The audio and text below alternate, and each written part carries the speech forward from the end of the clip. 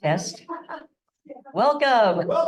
All right, I'm Marcia Roby, and it's good to be back hosting again. We're taking turns, which is kind of fun. So I think you'll find we have some interesting speakers today. And so we're going to start out by saying that the Dixie Fire Long-Term Recovery Group, known as the DFC, Dixie Fire Collaborative, is a collaboration of nonprofit, faith-based, local, state, or national organizations that work together to share information and resources that can help address the needs of individuals and families affected by the Dixie wildfire. The stated mission of the DFC is working to fulfill the unmet needs of Dixie Fire survivors and helping to rebuild the communities of Greenville, Indian Falls, Canyon Dam, Warner Valley, and surrounding areas of Plumas County. All programs shall support this mission and purpose, and all who work for or on behalf of the DFC shall understand and adhere to that purpose. All right, we're going to start with updates from the CSD and Adam Cox. Hello, I am very happy to join you guys this morning. Just want to make sure that the volume is still good and that everyone can hear me. It's good now. Thank you. Perfect. All right. Well, hello, everyone. I'm very excited to be sharing this information with you. My name is Adam Cox. I am the General Manager for Indian Valley Community Services District.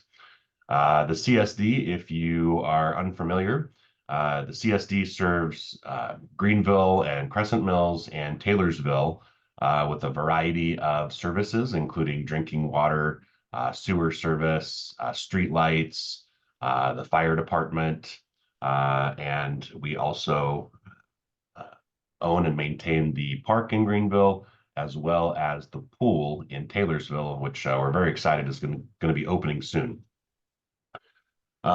Next slide, please. So just a couple of things since the fire, IVCSD has been really focused on first rebuilding its internal capacity. And that's everything from our infrastructure that we own to the staff that we have in the office and on the ground. So we're very excited. A lot of these aren't necessarily sexy projects, but they are really important things to make sure that people have clean drinking water and that toilets flush when you need them the most. We've really focused, like I said, our investments on some of the basics. We have rehabilitated or reconstructed 3 of our 4 sewer lift stations, one in Taylorsville and the others in Greenville. Lift stations are extremely important because if those lift stations aren't able to move wastewater, it then backs up and can cause issues. The point of the lift stations is to get the wastewater over to our wastewater ponds. We've also been able to add some backup generators to both our lift stations and our wells. That was something that had been lacking before at most of the sites prior to the fire. So we now have some backup power to make sure that even when we do lose power, that critical infrastructure can still perform. A lot of you may be aware that we are tearing up the streets in Greenville right now. We are replacing quite a bit, about 2/3 or so of our most troubled water lines in Greenville. We did this, thankfully, through a $3.2 million grant that we secured from the state of California. And we coupled that with a roughly $600,000 or so that we had been awarded actually prior to the fire for this project. So it's been a long time project, a long time in the planning pipeline, and we were able to move it across the finish line. And it's really going to allow us, once the project is complete, it's really going to allow us to refocus our field staff from being reactionary to being more proactive. Right now, our staff spends a lot of time just chasing down things like leaks and repairing those things. And so once we have some updated infrastructure, we can kind of pivot and get our staff out there doing some other proactive things. We're also really excited about the new staff that we do have. If you haven't been by our office lately, I encourage you to drop in just to say hi, or if you need to pay your bill, drop in and say hi. We have a very nice and friendly staff. I hope that if any of you have interacted with them in the past year or so, that you have walked away feeling like you matter and that you are an important customer of ours and that we appreciate you. Little bit of a different attitude in the last couple of years from the way that we had delivered services before the fire.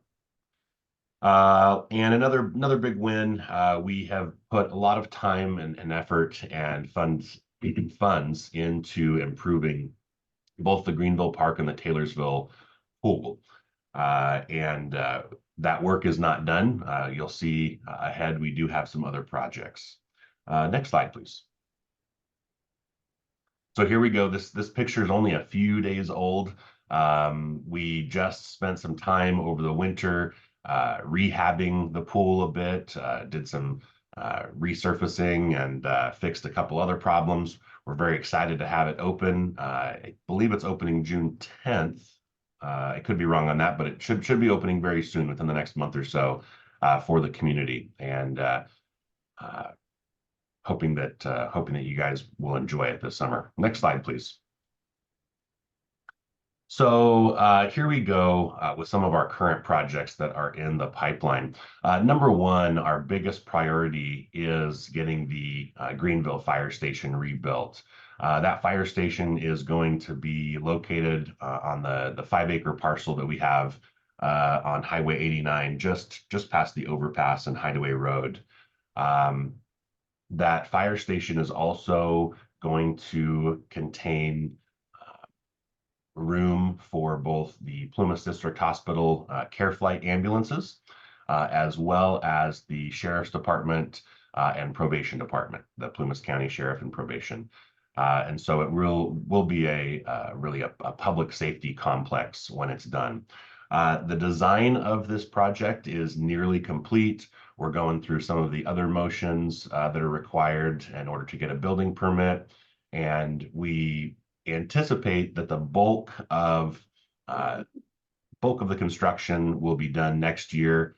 However, if we are able to secure some additional financing for this project, we might be able to begin on it this year. But we do anticipate that the fire station should hopefully open in 2025.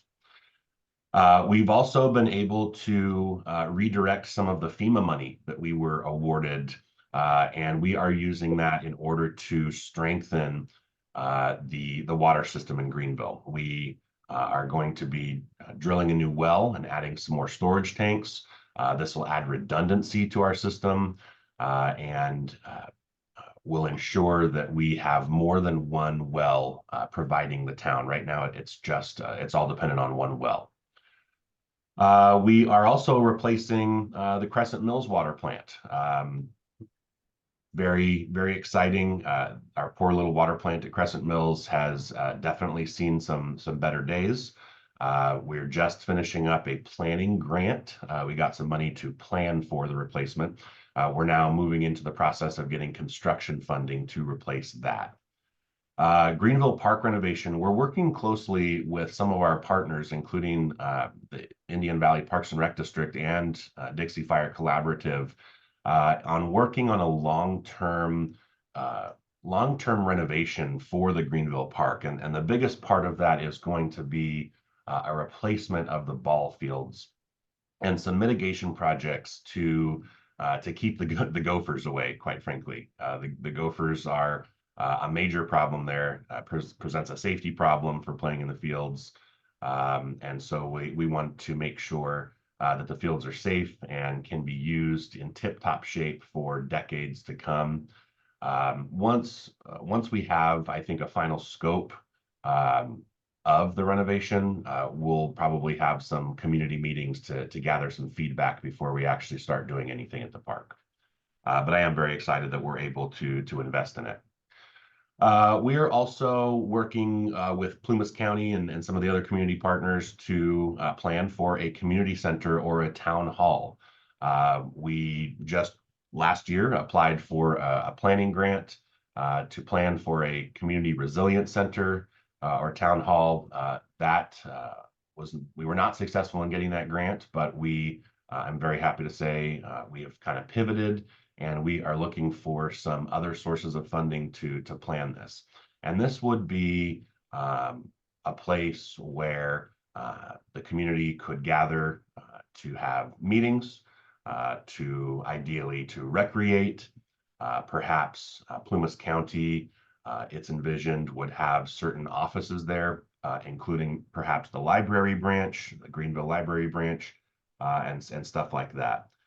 So as this is definitely a project I think that's going to be important to the community. So as we tighten up the plans for this, this will be another project that we'll definitely want to get community input on before we move into construction. On the housing end, IBCSD has invested over the last several months. We've invested in a couple of multifamily zoned properties in Greenville, 3 to be exact. So we have purchased those properties with the intent of looking for a home developer to partner with in order to build some multifamily housing. And the goal here is really to offer kind of a missing middle housing option for local workers. We want it to be affordable for local workers. And obviously there's a lack of housing in Greenville and in Plumas County in general. So we're looking forward to this. This is probably not a more immediate project. I'd say this is probably more of a 3 to 5 year project. But it's something that we are taking very seriously so that people can continue to live in the community and eventually stay and thrive. We've also put quite a bit of resources, and I want to thank our fire chief, Bob Orange. We put a lot of resources under his direction into our fire stations. So the Indian Valley Fire Department operates 5 stations throughout the valley. And we have lately been focusing on Taylorsville, Genesee, and the North Arm stations. Everything from giving them a good coat of paint. Some of them haven't been touched in a couple decades. Everything from giving them a good coat of paint to upgrading electrical to installing water tanks, securing the buildings, adding some cameras, and adding in and replacing some expired equipment so that all of these stations throughout the valley will be ready and available in an emergency for our volunteers to stop by, stock up, and head to the call. Next slide, please. We have a couple more projects here. So we're also expanding a bit. So IBCSD is currently in the process. We've just begun the process of annexations of a couple different things. One is our sphere of influence. And if you're unfamiliar with that, every government agency, like a special district, like IBCSD, has what's called a sphere of influence, which is typically land that is adjacent to our boundaries. And in IBCSD's case, and if you could just skip forward one slide, and then we're going to go back, please. There we go. Thank you. So in IBCSD's case, you can see here the blue parcels are our boundaries. And so you can kind of see, it's not a perfect circle, but you can kind of see there's like a donut hole in the middle. A lot of the valley floor has been left out of the district's legal boundaries for some time now. And so one of the things that we want to do is annex the rest of those properties because they do receive service, particularly from our fire department. And so we're wanting to make sure that all of the properties who are benefiting from our services are also equitably paying into the fire fund. And so annexing this donut hole will allow us to increase the property taxes that we collect. It is not a raise on taxes. People won't see their taxes raised, but it is a way for property taxes in those areas to be diverted to IVCSD to support those critical operations that we provide. And we'll go back, please. So very excited to announce in the last few weeks, both the Taylorsville Cemetery District and the Indian Valley Recreation and Park District, their boards have asked IVCSD to negotiate with them to annex those agencies. And in a case like these, this would basically be a merger of our agencies. We'd merge with the Taylorsville Cemetery District, we'd merge with IVRPD. And in the end of that process, IVCSD would then be responsible for these districts' responsibilities. I think, and I think our board thinks that collapsing some of these organizations that we have in the Valley into one stronger organization that can achieve some savings is a good thing. That it's delivering better services at a cheaper cost for the residents of Indian Valley. One of the really exciting things about IVRPD is we think that this is going to really increase the amount of recreation programs that we can offer in the Valley, besides just the pool during the summer. And in fact, while we're going through this annexation process right now, IVCSD is actually creating two new recreation positions on our staff. And these positions are going to be funded by the Parks and Rec District until the annexation is complete.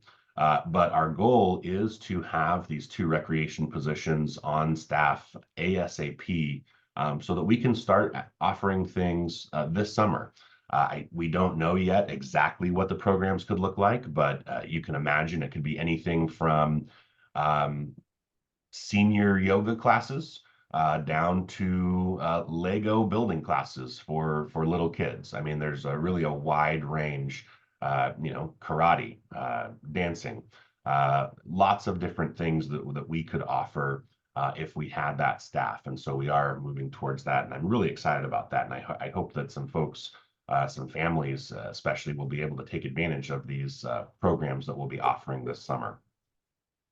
Another really exciting thing, we are studying through a grant that we have received, studying the possibility of creating a microgrid in Indian Valley. And very high level, basically a microgrid is a way to kind of island your local electrical grid so that you can remain powered when and if PG&E shuts off power during a public safety shutoff or whatever the case would be.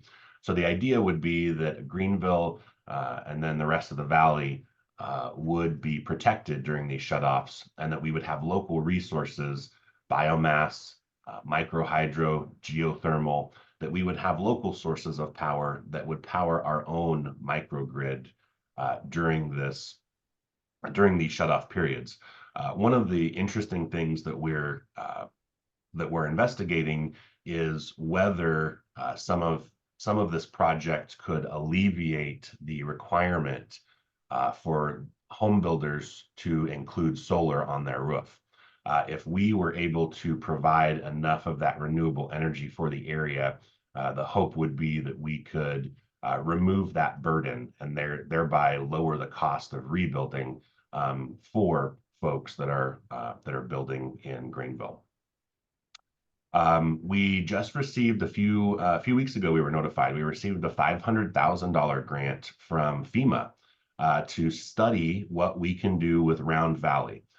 This study is going to look at everything from Round Valley Reservoir's use during disasters and how it can be used to mitigate disasters, all the way to what are some other uses of Round Valley. Is recreation a possibility for the reservoir?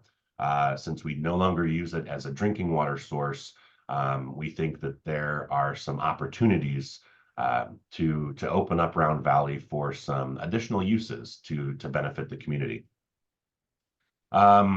Let's see here. We also just wanted to let you know, give you guys a heads up. You know, we're definitely not forgetting about some of the other important things. We're starting a planning grant to assess the health of Greenville's sewer system. We already know that we have some issues. This past couple of winters, we've had some severe stormwater intrusion into the system.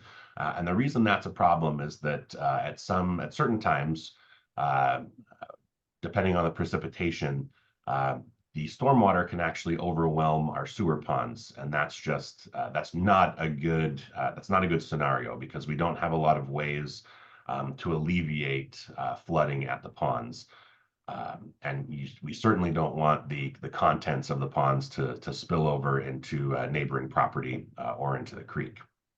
And last but not least, we are working closely with the Greenville Cemetery District.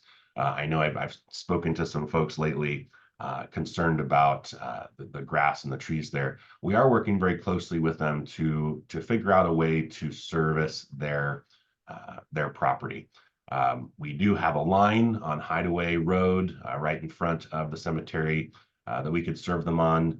And we're also looking at some different options for very long-term solutions, and how to make sure that the cemetery can receive a secure and affordable amount of water to keep that property beautiful. And next slide, please. There we go. Thank you. Just an update on some other stuff that we're doing. So we are right now in a financially secure place. We did last year receive $7 million from the state legislature. Right now, frankly, we're utilizing the interest that we're earning off of that to subsidize our operations. So for our water and sewer operations are really how we make the bulk of our money at IBCSD. And with both the loss of accounts that we experienced and the fact that we have decreased by 50% all of the burned down properties rates, those water and sewer rates are no longer supporting us at the level we need. So the $7 million was extremely appropriate of the legislature to give us so that we can continue to survive as we bring our rates back up to where they need to be in the next over the next decade or so. I really want to recognize and thank our staff, in particular Jessica Johnson, Jennifer Ayers, and Tani Preston, because they worked tirelessly for several days. Excuse me. About a month or so ago, and through their work, they were able to secure about $340,000 from the state, and that money is meant to provide, is meant to be applied to past due water and sewer accounts. In some cases, this is going to be, I think, life-changing for some of our account holders, folks who have extremely high balances. And we're going to be able to make sure that these accounts are in good standing now, that the owners don't have to, or the account holders don't have to worry about this burden, and we can move on from the district's perspective with those funds that we really need for operations. We have begun our mediation with PG&E. We took some time. We've taken the last couple of years, in fact, to really be very intentional about our claim. We worked with our attorneys to bring on a team of experts and specialists, including an economist. And so what we really wanted to do was capture all of our true costs or our true losses from the fire. And basically where we arrived is about $16 million in losses, and that includes both physical infrastructure as well as lost business. And so that process has begun. We anticipate that we might be able to wrap up mediation and come to settlement terms sometime this summer. That would really be ideal, and getting another infusion of cash in the district would allow us to move forward with some of those projects that I just went over with you a little sooner rather than later. Another thing I'm very, very proud of, and please spread this around if you know of anyone who is looking for a new career, anyone working outside, they like working with their hands, come work with IVCSD. You don't need to have all the skills. You don't need to be familiar with plumbing, none of it. You just have to have the right attitude and the desire to learn.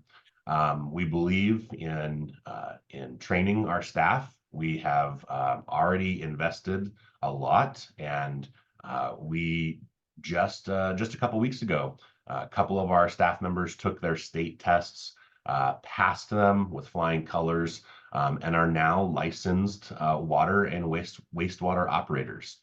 This is definitely a career builder, and we're happy to do that. We're happy to incubate this, with the hope that these employees are going to stay with us and help us rebuild.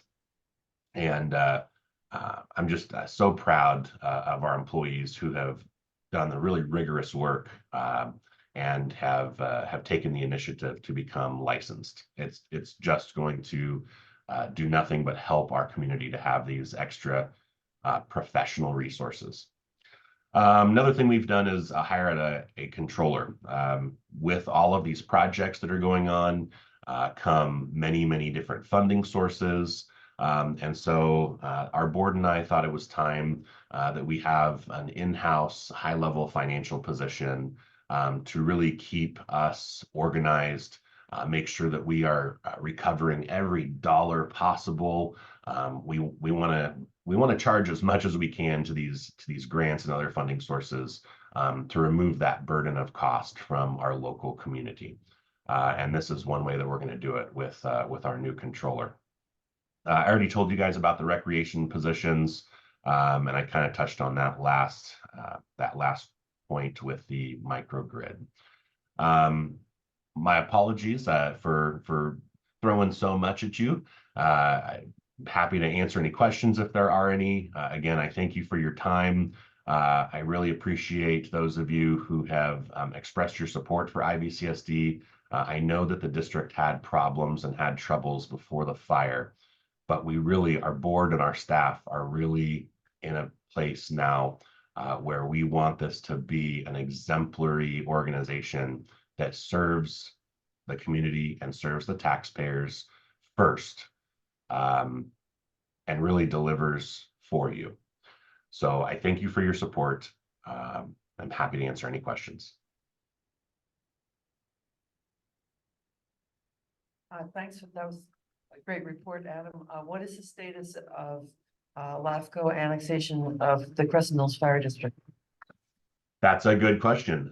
So we, for a while, we were in discussions with Crescent Mills Fire Protection District to annex them as well.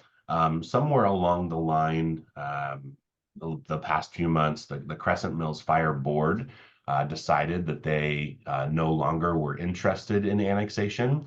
And my understanding is that they are going to try and give it another try to see if they can survive on their own independently. So right now, to answer your question, there is nothing going on with LAFCO as far as Crescent Mills. The only LAFCO activities we have going on are with Taylorsville Cemetery and Indian Valley Parks and Rec. Any additional questions, ladies and gentlemen?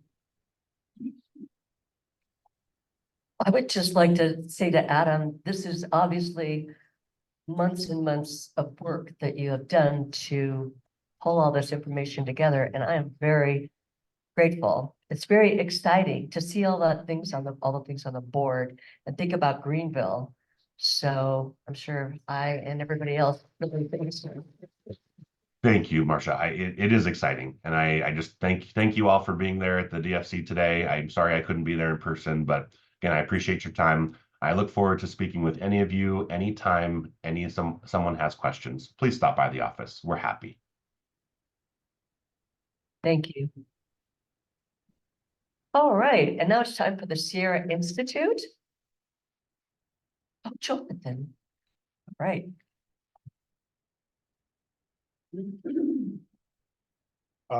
Very impressive previous report. Lots of things going on.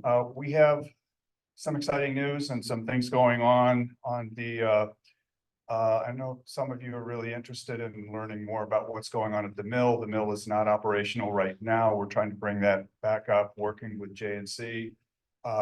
Securing logs is an issue, but also there's a variety of factors and we're working with them.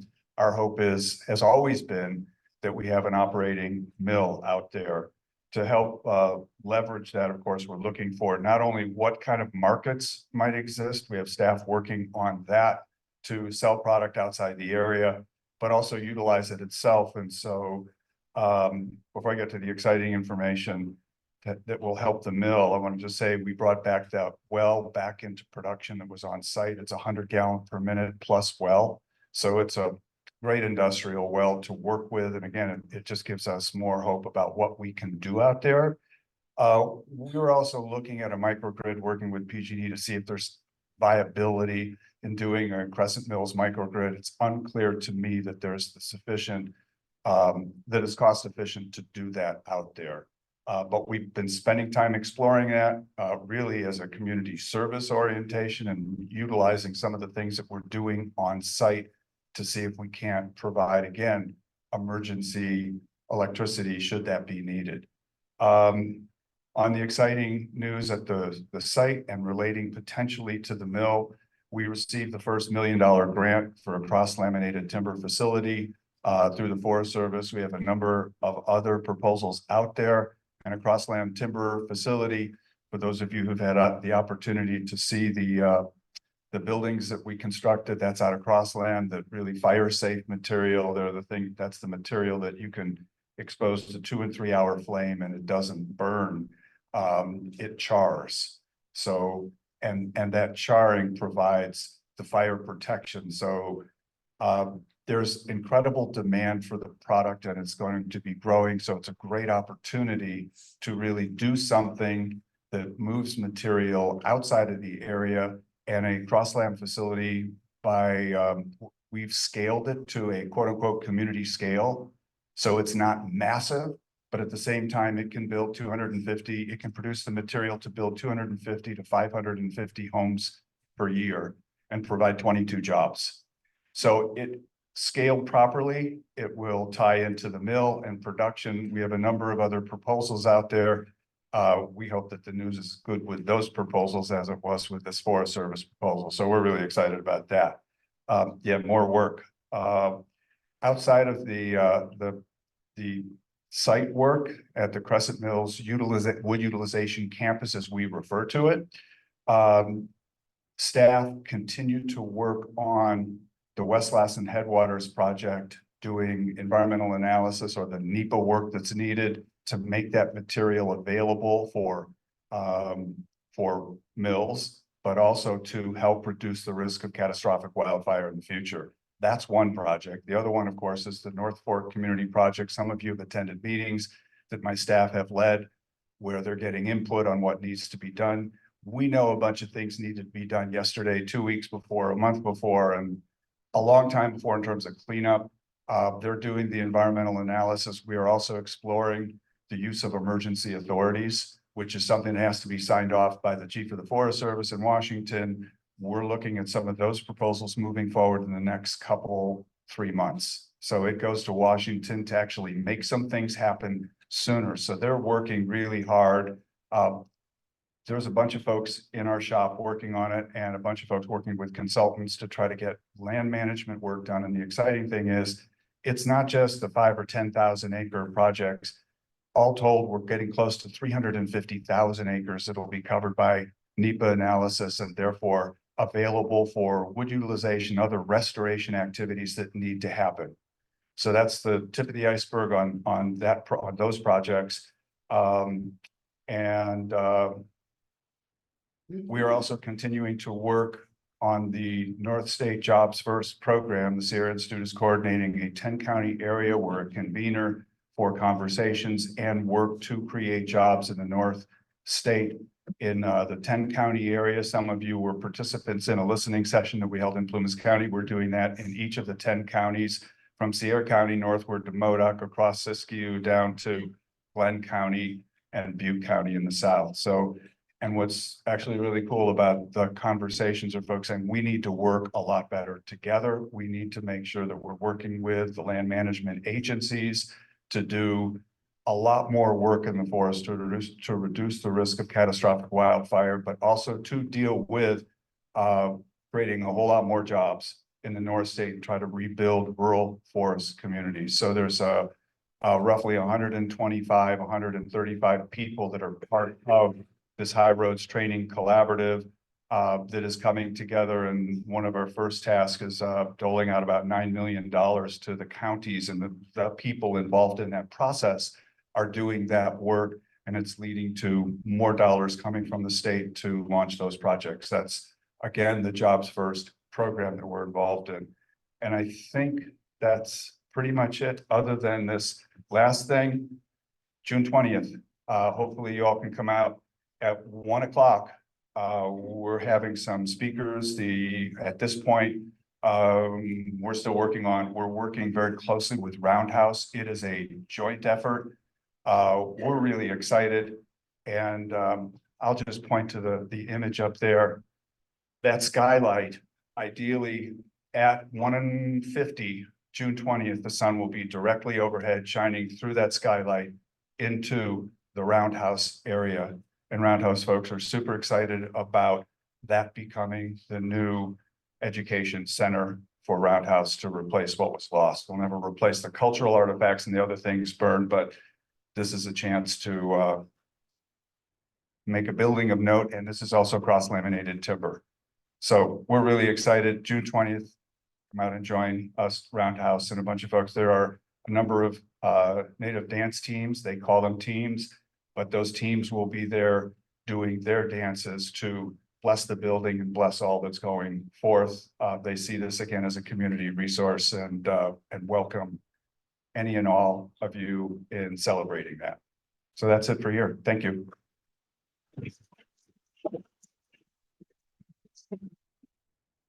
Thank you, Jonathan. Next up is the AmeriCorps NCCC Team Project Intro with Dan Litchfield.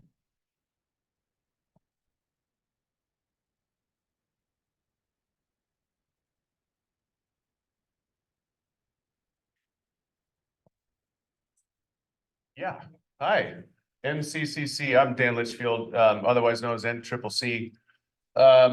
They're coming, initially they were supposed to come in April for a 13-week program, the full width and breadth of their membership, 9-person team. That got cut to 6.5 weeks, which got cut further to a little over 4 weeks. So yay, we got 4 weeks.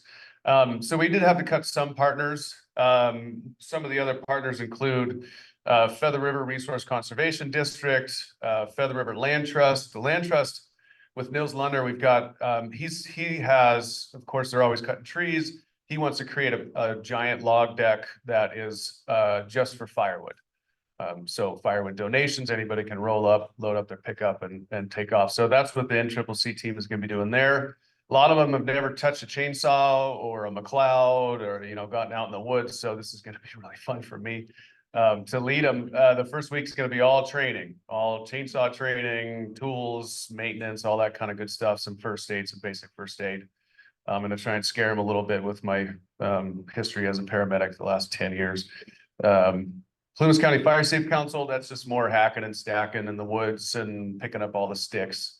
We got hopefully the Rancheria, reaching out to Danny Manning. He wants to do a traditional roundhouse on his property, so I'm hoping to get with him. Disaster case management program through PRS. A lot of the clients, some of them didn't lose their homes and they're in need of fuels reduction, pine needle raking, firewood stacking, and then basically just interacting with the public, with folks. Which I think the team is really looking forward to that. And if and when we get awarded future teams, which I'm confident we will, we'll get the full 13-week program, which runs from April to July. We have an opportunity to continue to get them as Paradise has all these years, because as we know, the rebuild is I mean, we're years and years and years in the making. So we can use all the help we can get, and then this is a great opportunity. Indian Valley Rotary, we're gonna work on hopefully the Indian Valley welcome sign if we can get to it. We're hoping that a lot of these projects are gonna go quick, and then we can break off, and we're hoping to power wash that thing and spruce it up and rehang the signs, that kind of thing. And then also the Cy Hall Memorial Museum, we're gonna be pulling up all those old bricks, stacking them off to the side. There's some memorial bricks we're gonna be real careful with, and then, you know, weed eating and keeping it clean.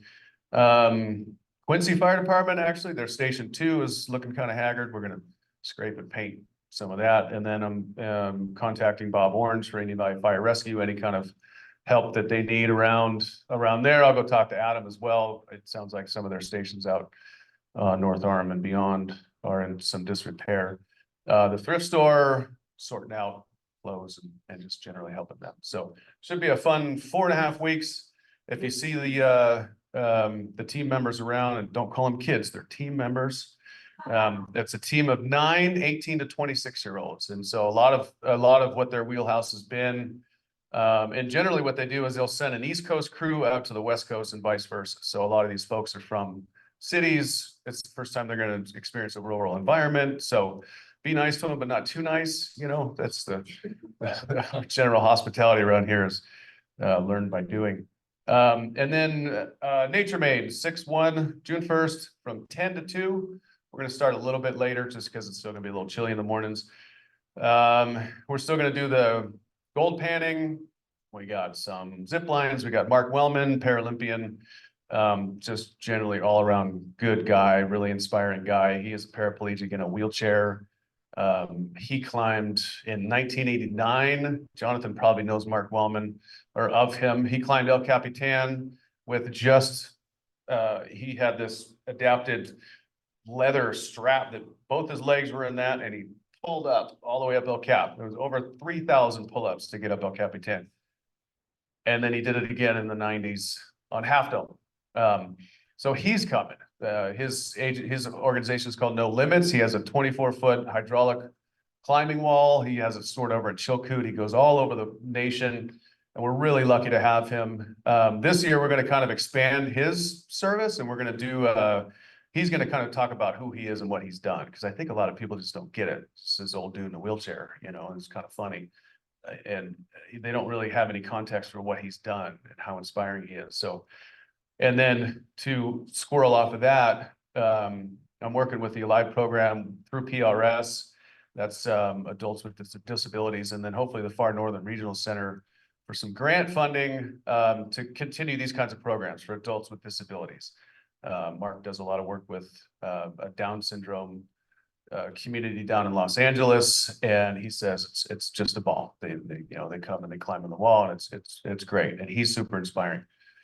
Live program, Nature Made, July 13th is 9 to 3, August 10th is 9 to 3.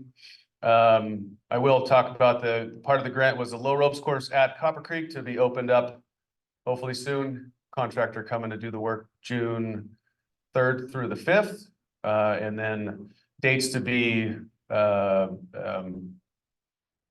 announced after that, yeah, to be determined. And then last but not least, the last year plus that I've been working for PRS as a construction cost analyst, I've been working on this little project called Aging in Grace. Right now it's been limited possibilities. I have a few people that I stop in and check on. Like I said, there's folks out there that just they're still here, but they lost their community.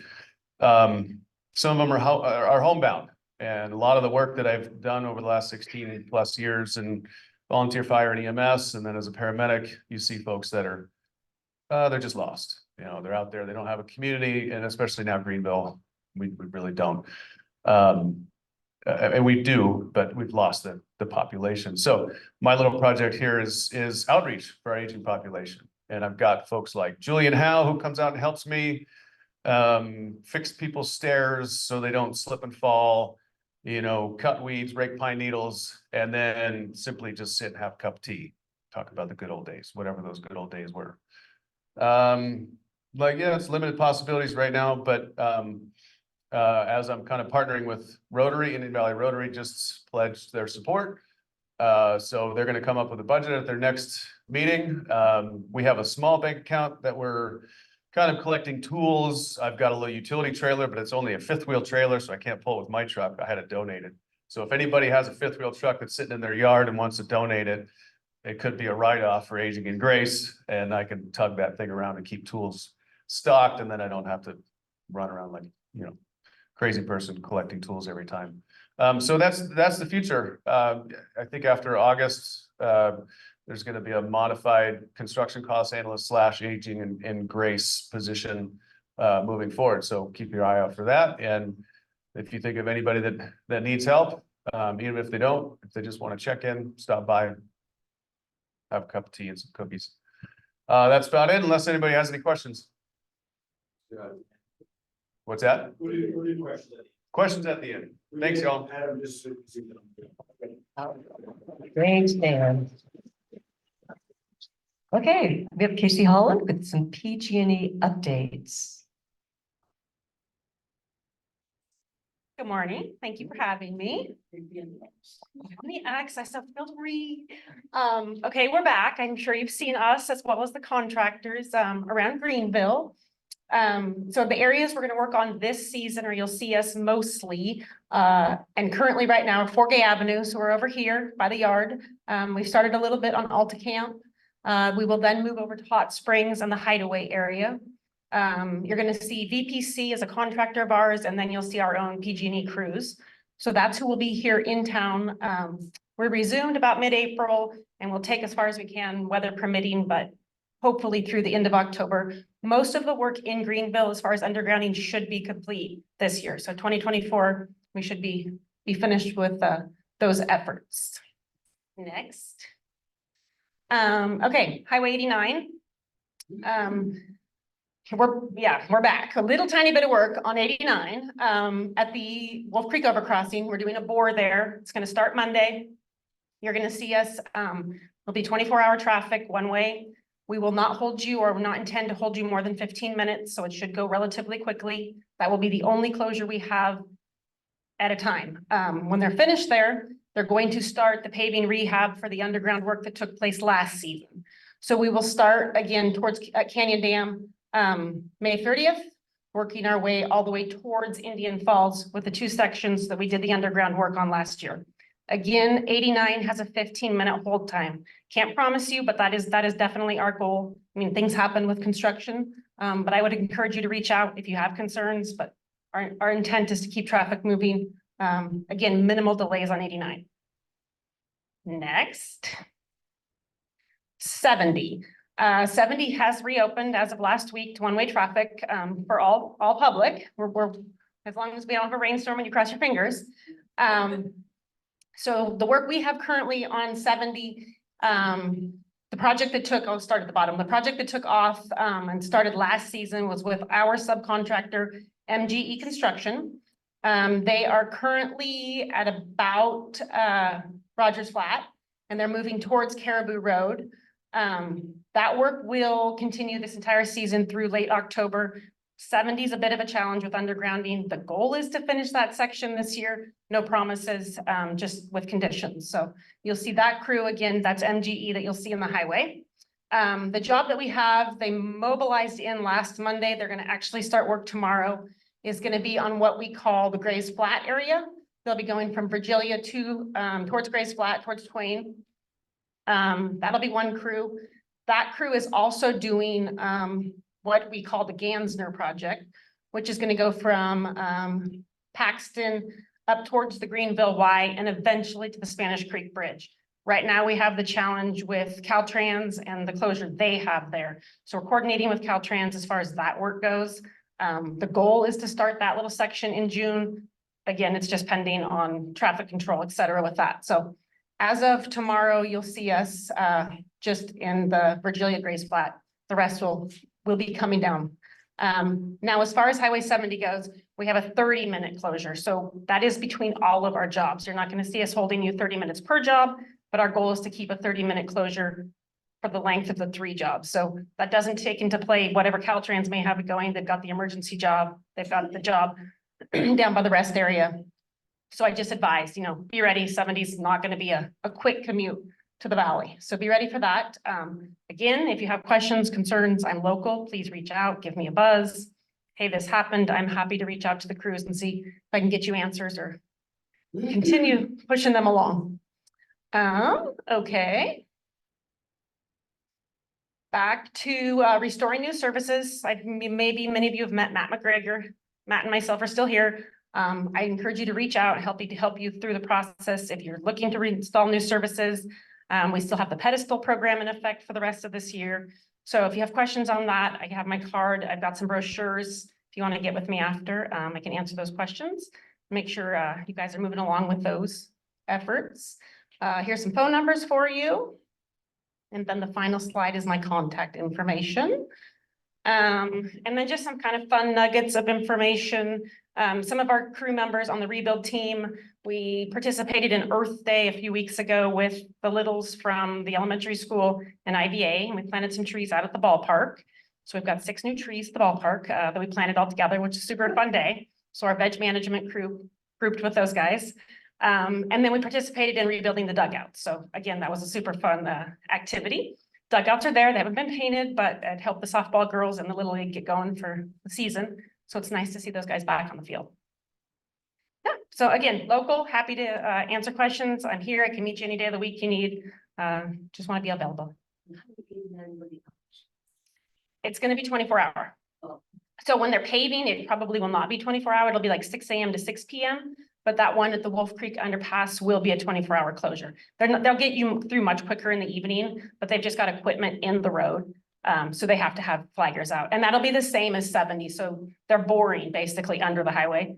And so that equipment stays in the highway. So it'll be a 24-hour. You'll see a flagger there 24 hours a day. At night, they'll get you through quicker. They will remove all of it on the holidays. I guess I should have said that. You will not see equipment in the holidays. So if you've got people coming up for a 4th or whatever, they should not see us, hindering their commute up. We'll be off the highway for those. All righty. Thank you.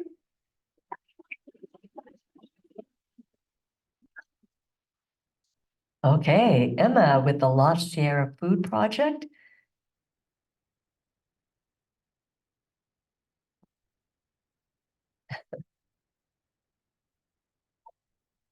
Hi, I'm Emma Talamontes, and I'm the Events and Outreach Coordinator for La Sierra Food Project.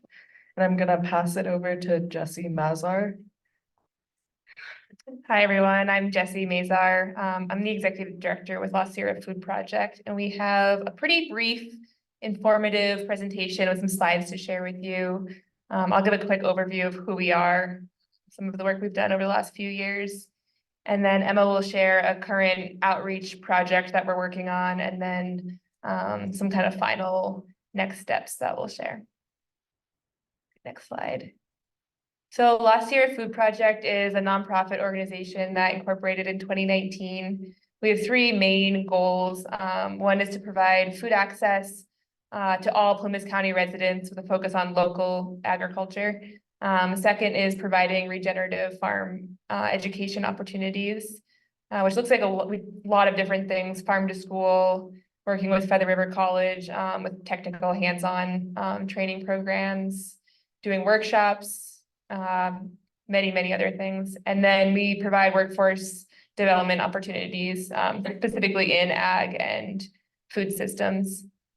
Most of our programming over the last few years took place at Rugged Roots Farm, which is a 2.5-acre production and educational farm in Quincy. We're now in a strategic planning process for the next 5 years to see how we can really meet the mission of serving Plumas County, with each area being very unique and different, and seeing some things that have worked really well in Quincy, but that won't necessarily work in other areas, other towns around the county. As you know, we're all very unique, very different, have different needs and interests. So yeah, we're kind of in a stage right now of asking different communities what community food projects is important here and how can we support that. And yeah, Emma will explain a little bit about what community food projects look like as well. Okay, next slide. So just to paint a picture of what a community food system is and what we're talking about. The USDA defines a community food system as one where food production, processing, distribution, and consumption are all geographically integrated or local, and benefit the environment, economy, and social and nutritional health of a particular community. So our goal at La Sierra Food Project is really to strengthen our local community food system, because when our food systems are local, they make us more resilient during climate disaster. And they just ensure that all of our community members are getting what they need and that our environment is getting what it needs. Next slide. So some steps for building and strengthening our community food system in Plumas County include building a sufficient network of farmers that feed our communities and ensuring that our farmers have a viable living. Some ways that other counties have done that is by creating a food hub.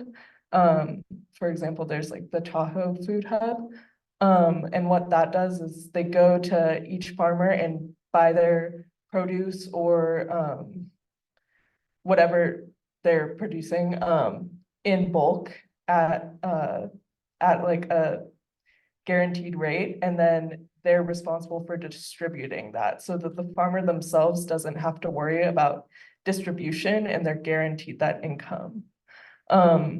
Other parts of building and strengthening our community food system relates more to what La Sierra Food Project does, which is providing accessible education into regenerative farming. Regenerative farming is basically using, regenerative farming is trying to do farming in a way that makes it so that we can continue using the land, and instead of using industrial solutions to problems that often create harmful byproducts. We're doing things that sustain the health of our ecosystem. And then another aspect of a community food system is that people part of it, right? Making sure that everyone in our community has access to the food that's being produced. I coordinate a program that we do, the Accessible Produce Program, which ensures that any community member, regardless of if they qualify for federal aid for food, is able to come to our farm and get produce. So we have credit for produce that we can distribute to community members. And there's information about that on the back table. And then finally, an important part of our community food system is developing an emergency food plan in the event of wildfires and other natural disasters. Next slide. So the project that we're here on behalf of is called Cultivate. In the fall of 2023, we paid 4 local artists to produce art inspired by regenerative farming and food access, funded in part by the Upstate California Creative Core program. And then the second part of that project is doing this tour throughout the county to start conversations about community food projects. Our goal really is to get input from you about what food system projects you think are important and you would like to see be implemented here in Greenville. I'm gonna pass it on to Jesse now. All right, let's see what's the next slide. Is there one more? All right, yeah, so the next steps are, we have an interactive post-it filling out table over here at the round table, really just asking what projects would you like to see in Greenville and also kind of the whole Indian Valley Dixie Fire Recovery area. What projects exist? So there's already a lot of initiatives and efforts on the ground. So kind of doing an inventory of existing projects and connecting those. And then what does a dream ideal food system look like for here? So our ask for you is after just take a moment, fill out a Post-it note, stick it on our sheets of paper over there, and then we'll turn that into a more robust planning phase of how do we take it from idea and put it into action. There's been a lot of kind of different ways that and conversations around how to support here post-fire, but also just moving forward and having food and community food access in the center of that recovery process. And that's something that we'd like to support with.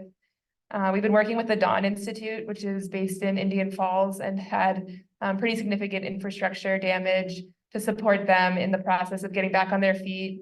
In the past, they've worked really closely with the school district doing field trips with elementary students. So kind of having a sister organization partnership, supporting them to get back and doing those field trips again, rather than coming and just building something new. It's like, let's work with what's already here. And then the other initiative we've been working with is the school gardens here, supporting those, getting back, figuring out what it looks like to get as many kids' hands in the dirt, learning where their food comes from. But those are pretty kind of like low-hanging fruit ways we can support. We'd love to hear kind of like dream big. What do you see? Oh, and then there's the community centers talked about having the kitchen that producers could use to do value-added products. And then kind of bigger picture, we've been working on this regional food system planning. So that's a project that we started in January, working with Modoc, Lassen, Plumas, and Sierra County to look at what does it look like to build a regional food system that both provides a livable wage for farmers, but also prepares us for times of emergency. We learned a lot about food access during the Dixie Fire, and we want to be more prepared in the future. So having that infrastructure in place serves us in times of non-crisis, but then it can also really easily translate into times of, you know, flooding, COVID, fire, the many things that could come down the line. So since January, the group calls itself EPIC, the East Side Producers Informational Collaborative, and it was partially funded through the California Jobs First initiative that Jonathan was talking about through the Sierra Institute. And one of the main things identified is looking at a distribution and aggregation system. So what infrastructure exists to support farmers, work with potential markets and get that food to them. And that's, you know, production farmers growing produce, herbs, vegetables, but also cattle. It's also honey. It's all, you know, it's the whole looking at all the food. So yeah, those are some kind of like, just to get your like thoughts going of what we're looking for, ideas. Those are some existing ones. There's a lot that we haven't even thought about. So please, yeah, come talk to us. We'll be here after the meeting and we'd love to hear your ideas.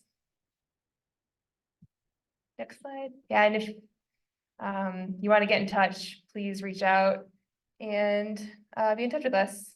Thank you.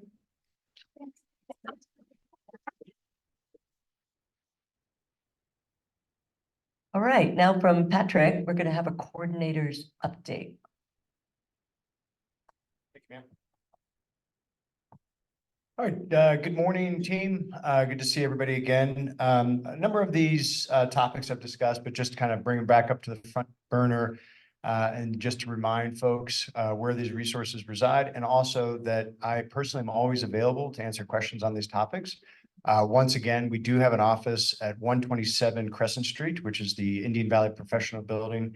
And we are Suite 2, which is smack dab in between Indian Valley CSD on the left and PDH Physical Therapy on the right. We were right in the middle. I'm generally there unless I'm not, which means I'm elsewhere at another meeting, which there are no shortage of.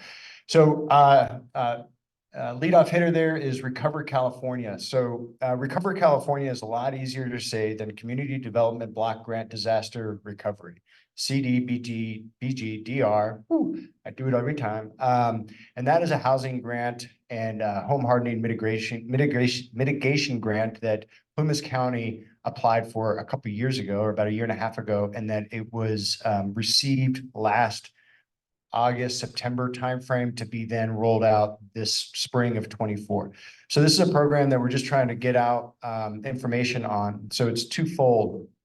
One is up to $500,000 for what's called a single family reconstruction opportunity. So that is if an individual lost their house completely, there is the potential that they are eligible to apply for that money. Another one is that if you have a property where you are a landlord and you want to rent to a family or individuals that meet the income threshold limits, that's also an opportunity to build a single family home underneath that program.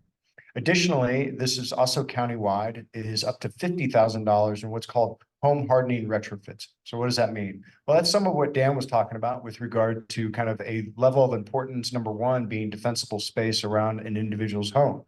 So trees, brush, et cetera. This would be contractors that would be on hand to provide some of that defensible space zone creation in and around someone's property. So that's kind of the first tier. The other one is maybe landscaping and things of that nature, drought resistant planting, and really like gravel has been identified, creating those zones around someone's foundation and moving outboard from the home.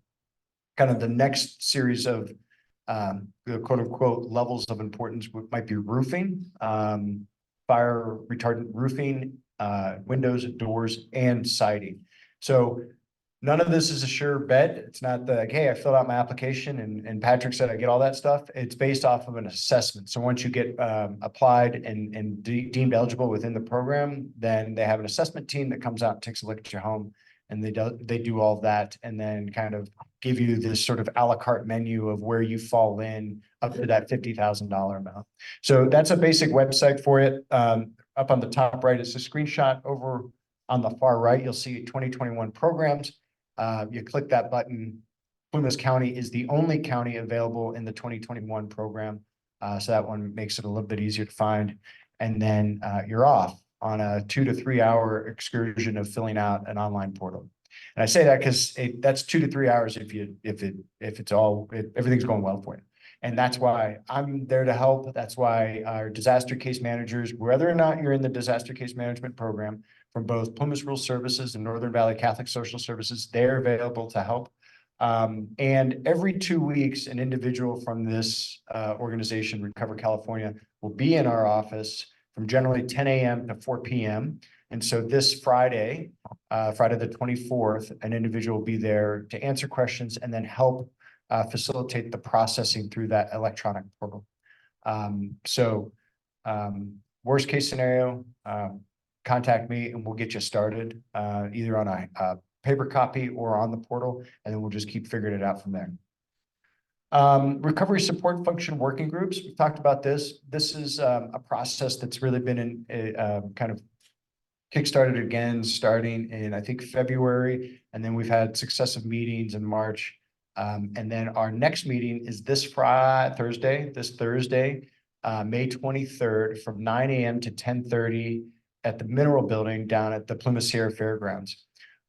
This is the recovery support function works on 5 functional areas: housing and commercial buildings, health and social services, natural and cultural resources, economic development, and infrastructure.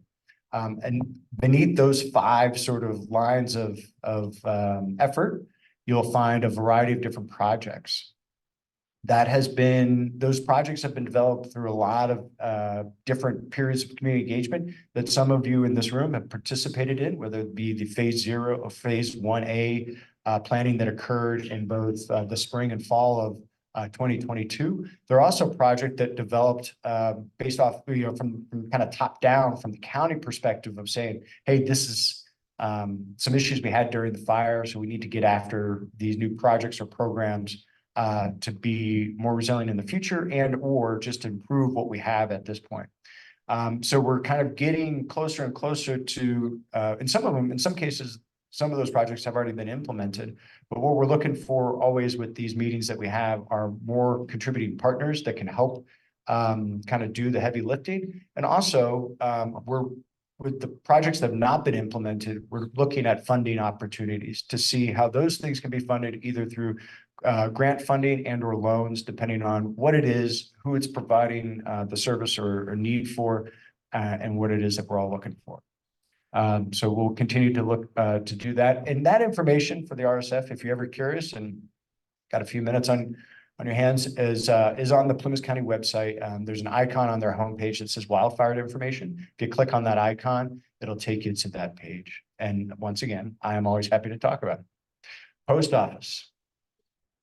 Yeah, exactly, Judy. Yeah, nothing new there. I will say that what has developed is that we have a very good connection with the postal liaison at Congressman Kiley's office in California 3 in our 3rd district here. And so working with a representative from the district office, we're basically, I have kind of like a scheduled email that I sent out every week to just be that squeaky wheel to say, hey, what about the post office? There's some basic cosmetic items that needs to be fulfilled inside the actual building. So there's, if you peek in and you're like me and you just kind of cup your hands, you'll see some rails and things like that around the actual post office boxes in this little kind of cubby area that need to be fixed or cleaned up or what have you. And there's some dust and things like that. From the congressman's office, there is a maintenance team that is to be dispatched, deployed, if you will, to do that work. They got pulled to another post office in Hamilton City of all places. I have no idea why. But that's what we're waiting on. So the moment I hear, or if anybody else hears anything different, by all means, let's shout it from the rooftops and just get it out there.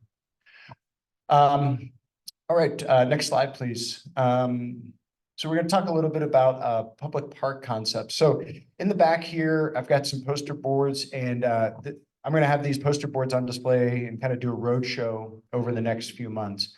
So once again, Plymouth County, working with us, the Dixie Fire Collaborative, and the National Park Service, specifically the Rivers, Trails, and Conservation Assistance Program, have developed really kind of 2 park options to be here in Greenville. And on these boards, and this picture right here, this depicts option A. Next slide, please. Option B. And next slide, please. And then this is sort of like kind of a menu of a variety of features that you might see in both of these options. And it's important, you can go back to another one of the options, yeah, thanks, Taylor. In the bottom right-hand corner, it's really small, fine print, hard to read. These are feasibility, right? These are conceptual plans, right? So it's important to understand that none of this, like there aren't like trucks backing up like tomorrow ready to go with either one of these. This is 100% conceptual at this point. And between now, May, and really the first week of August, we'd like to open up a survey. We'll have an online survey on our website, and then I'll have paper copies available at different community events along with these boards here to solicit that feedback of what folks are looking to see out of a park or like kind of a town center green space. You have option A, you have option B. It's not perfectly binary that you got to pick one or the other. If you say, hey, I kind of like the way that this trail system looks at option A. However, I like this outdoor kind of event space that we could have concerts and farmers markets and yard sales like today, or vendors at, or something like that. I like that part of that too. You can choose that, right? I just need that feedback. And if there's something that you don't like, got to have that feedback too. I'm sure we'll get that too. But on our website, what we're going to include is the full survey. And then down at the bottom, if you want to have a little bit of a more descriptive like narrative, there's the option to do that as well. If you want to type out a paragraph or 2 of what you'd like to see. So that window will essentially be open for about 3 months is what we're looking, a nice wide time frame. And then we'll figure it out from there and then have yet another iteration to kind of slap the table on something and then try to move forward with, that big old question that always lurks out there is how to fund it. Next slide, please. Okay, a couple things, just wanted to apprise everybody, myself and really Taylor, has done a tremendous job of just trying to make our website a little bit more interactive and just providing more information. So over on the left, when you go to our website, which is dixiefirecollaborative.org, you'll see some additional menu tabs that we've added. The steering committee. So if ever you have questions about our steering committee, like who is on the steering committee, our treasurer's reports, anything like that, the minutes and agenda for any of the meetings, you can find that right there. Also, there's a link that you can click that takes you to our, you don't have to do any of this on your own, just hit the link and it'll bring you up a menu of all the previous steering committee meetings that we've had. Well, since we started putting the recordings up there. So if the minutes are tough to discern and you're like, wait, who said what? You can just watch the video if you want, if you can't make it. Another piece is, Taylor, if you could show the link. If you want to come to a steering committee, which is on the first and third Mondays of every month, you can just go right to that link and click there and you can zoom in. All the meetings are done via Zoom. So, you know, depending on where you are, you can make it.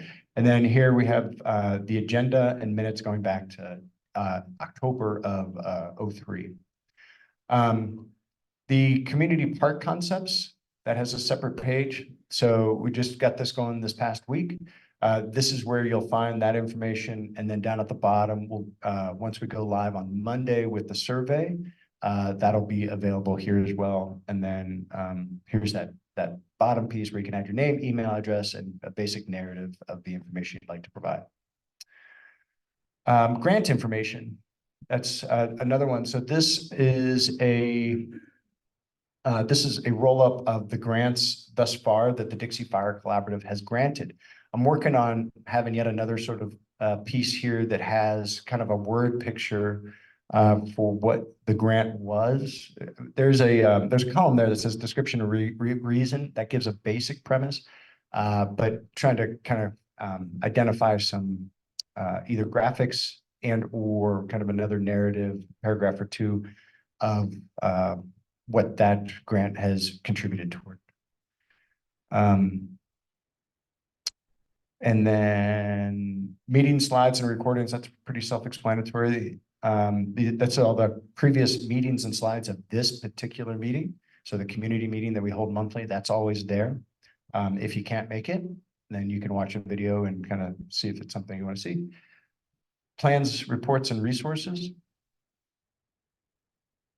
This is an archive of anything that organizations or groups that have been connected with the DFC since really like the spring of 22. If there's a report, if there's plan, like these are the housing plans that Lindsay did. There's the ADU book and reports guides. Can you go back up? These are like the town center plan, the Candy Dam summary report, the housing guide that Plymouth County put out. That's there as well. Basic insurance information, nothing amazing here other than this is just the kind of the state party line. And then some additional resources, business and ED, social services, etc. Okay, so it was just kind of a once around the block on the website, just to apprise that some of the updates that have been there. So by all means, please, we'll get that survey information out on Monday and really love everybody's participation. And then we're going to hold some events over at the spot / Waybaby to do some kind of analog surveying. You can fill it out on a piece of paper. You can put little sticky notes or sticky tabs on things that you like or you don't like. And we'll do a few rounds of that, probably at Gold Diggers as well and things of that nature. And then that's what we'll go with.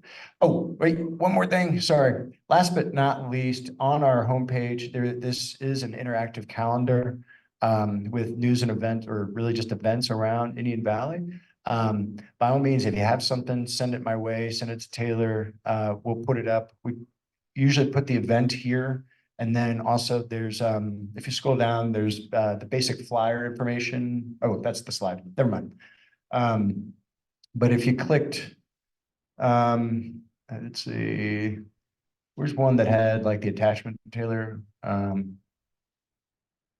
Maybe July 4th. Let's go to July 4th. Click on the Silver Buckle Rodeo. Yep, and then more details. As long as it's public, cross our fingers.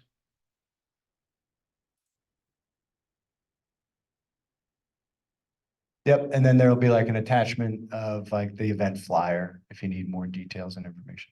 So just an example, again, a lot of groups and organizations represented here, send it our way, we'll get it up. Yeah, hopefully it'll help. All right, thank you all very much.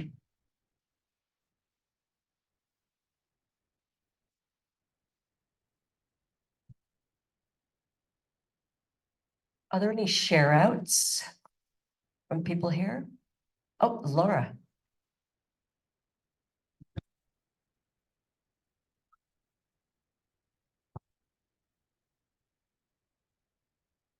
Hi, my name's testing. Hi, my name is Laura Wheeler. I work as the director at Indian Valley Innovation Hub, and I wanted to tell you about something we've been working on that's pretty exciting. I've been attending Wildfire Leadership Summit for the past couple of years. It's put on by an organization called After the Fire in Sonoma County. They have an incredible amount of resources for communities that are going through what we're going through right now.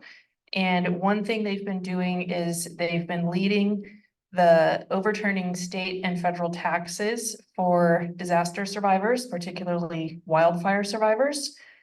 I found out from them that the Dixie Fire is the only fire in the state of California that is not tax exempt.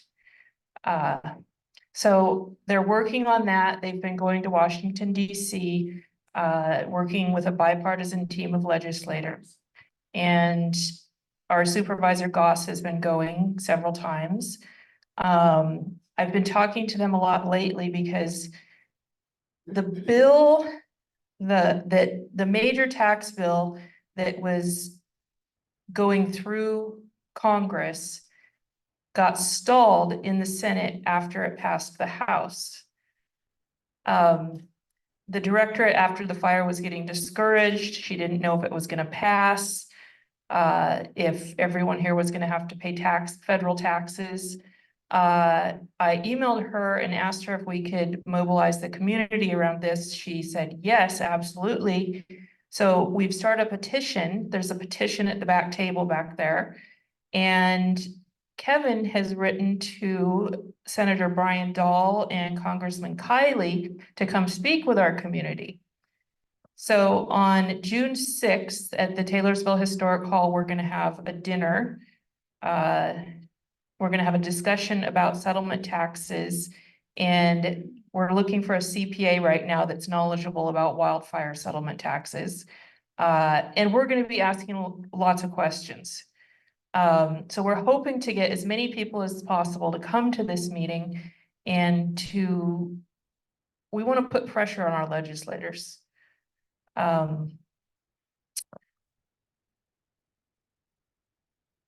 You'll see there's a flyer at the back table.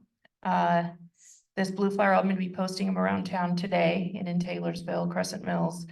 So Jennifer Gray Thompson, the director of After the Fire, is going to be there. Kevin will be there. Kevin wanted to also talk about the US copper mine, give an update from the county about that, and the solar project for Plumas County. He just wanted to clear up some misunderstandings. And we'll see if our legislators show up. It's on a Thursday, so Thursday at 6 p.m. Or Thursday at 5, the dinner starts at 5, and then at 6 p.m. we'll start the discussion.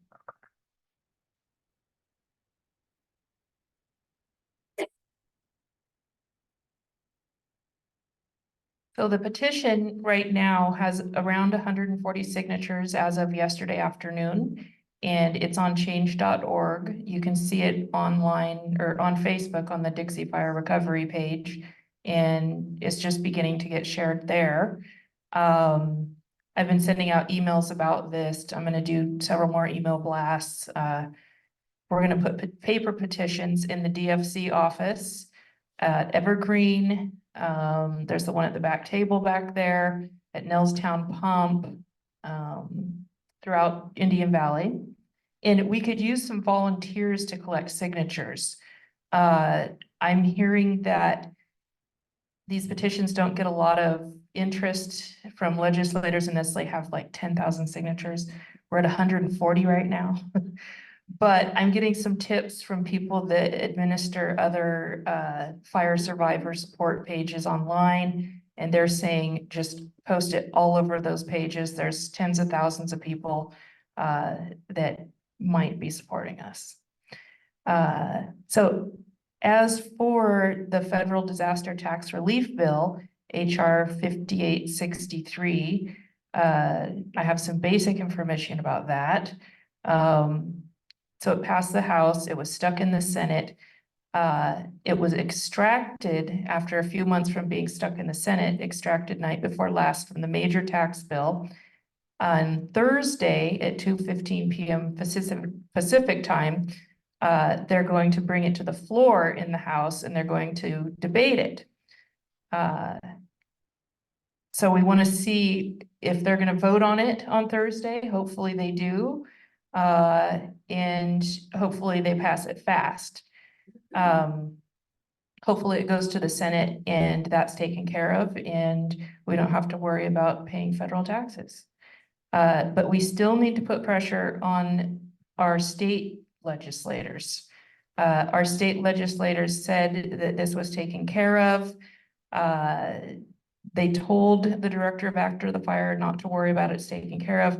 It's not taken care of. This is why we need to sign the petitions and continue to try to move this forward. So if you haven't gotten the chance to sign it yet, please do. And let me know if you can help collect signatures. Thank you. Thanks, Laura. And I don't, my husband and I did an extension on our taxes, so we don't have to worry about it until October, just because we wanted to see what was going to happen with the legislation. All right, any more share outs? Oh, okay. Yes, thank you, Marcia. I do have another share out. So this Thursday and Friday and Saturday, the Greenville Elementary garden sale will be occurring. So Friday from 2 to 6 p.m. and Saturday from 9 a.m. to 12 p.m. So the 24th and 25th, the GES garden sale right over here at the elementary school. Yes, ma'am.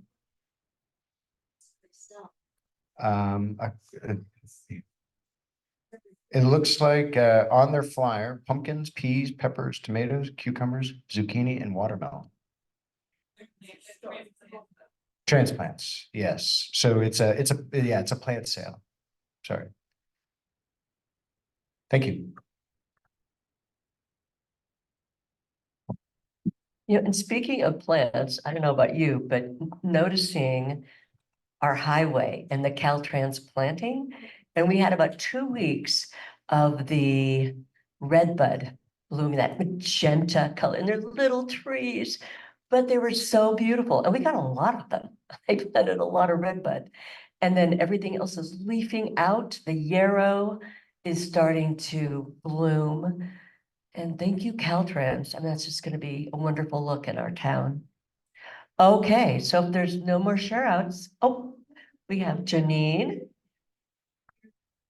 Community supper? Really? Yes. I need it.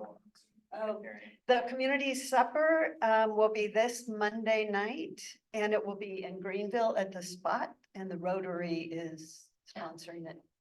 So, 4:30.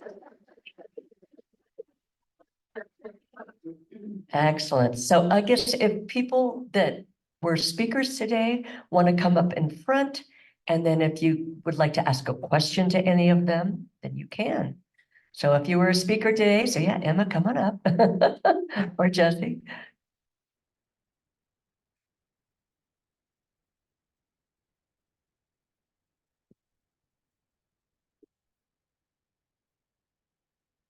So are there any questions out there? Oh, Mavis. Hi, this is for the PG&E. you're doing underground, lines, out to, Alta Camp. Are they considering going out to Willow Way?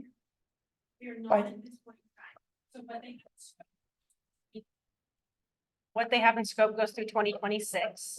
And so not at this point in time, there's 27 miles they have this year, 19 miles next year for Plumas. And the remaining is mostly down the 70 corridor. So yeah, not to say things won't change in the future, but not currently. And on Alta Camp, they are having some delays with the Caltrans permit. So I know we were just out there, I think last week, and you may not see us back in that particular area for a bit. We'll come back and wrap up, but just waiting on a permit out there. Thank you. You're welcome. This is, I don't know if anybody can.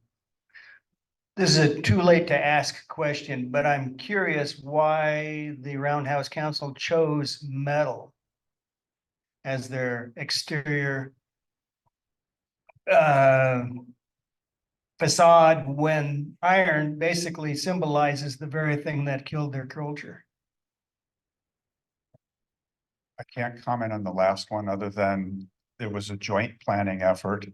And it's a Cortense steel and it rusts and it gives it the appearance that it has, but it's really primarily for fire protection purposes. And there's an aesthetic to it. Some may not like it, but a number of folks do. And that's what the architects proposed. And they have been along in the planning from the get-go.